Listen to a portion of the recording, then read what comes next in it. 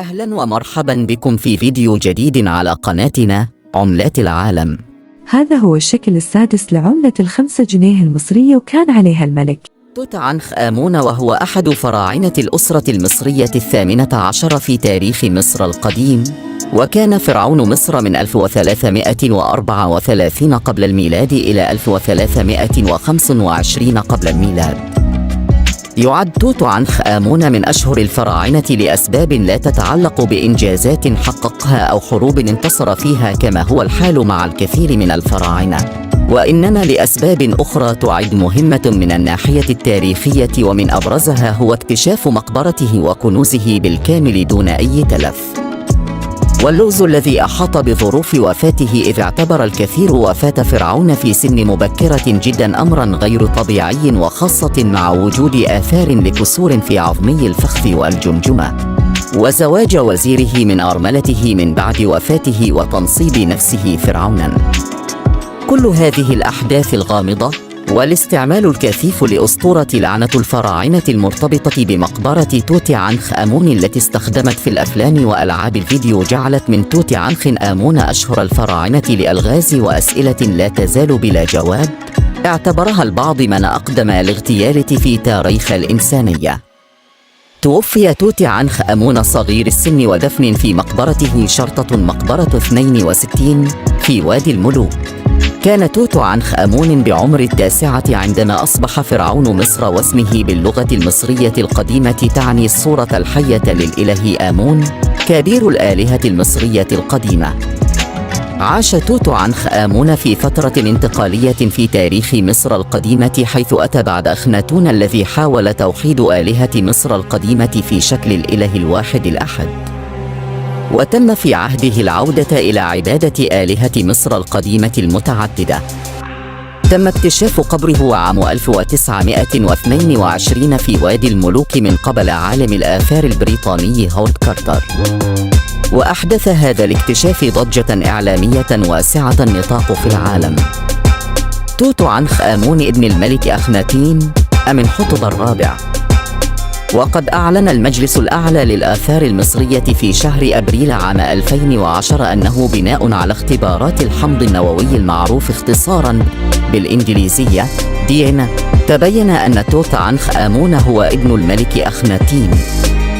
توت عنخ آمون أصبح ملك مصر وهو طفل بعد وفاة أخيه سنخ كارع، وقد تزوج من عنخ أسن آمون. توفي توت عنخ آمون في ظروف غامضة ومجهولة، ليحكم بعده وزيره السابق والذي تزوج من عنخ أسن آمون أرملة توت عنخ آمون. أثناء حكم توت عنخ آمون بدأت ثورة من تل العمرنة ضد حركة الفرعون السابق أخناتون، الذي نقل العاصمة من طيبة إلى عاصمته الجديدة أخت آتون بالمنيا، وحاول توحيد آلهة مصر القديمة المتعددة بما فيها الإله أمون في شكل الإله الواحد آتون. في سنة 1331 قاف ميم أي في السنة الثالثة لحكم توت عنخ آمون الذي كان عمره 11 سنة، وبتأثير من الوزير أي رفع الحظر المفروض على عبادة الآلهة.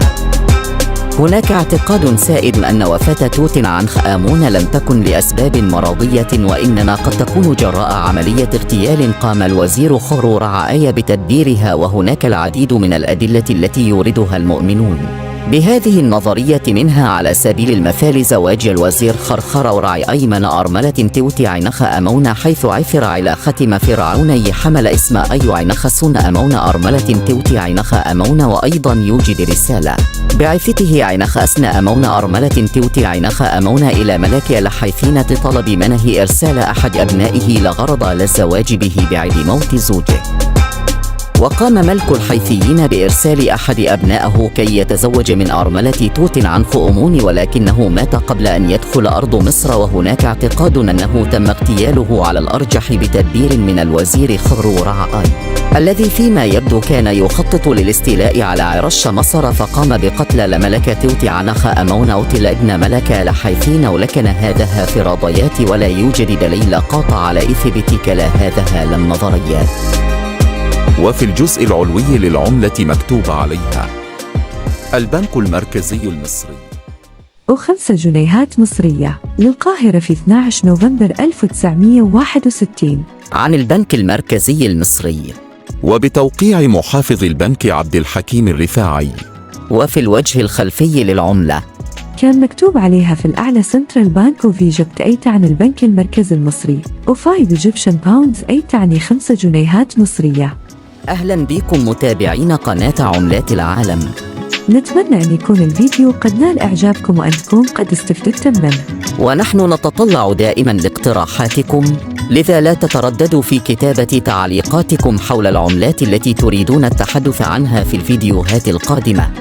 شكرا لكم على مشاهدتكم هذا الفيديو.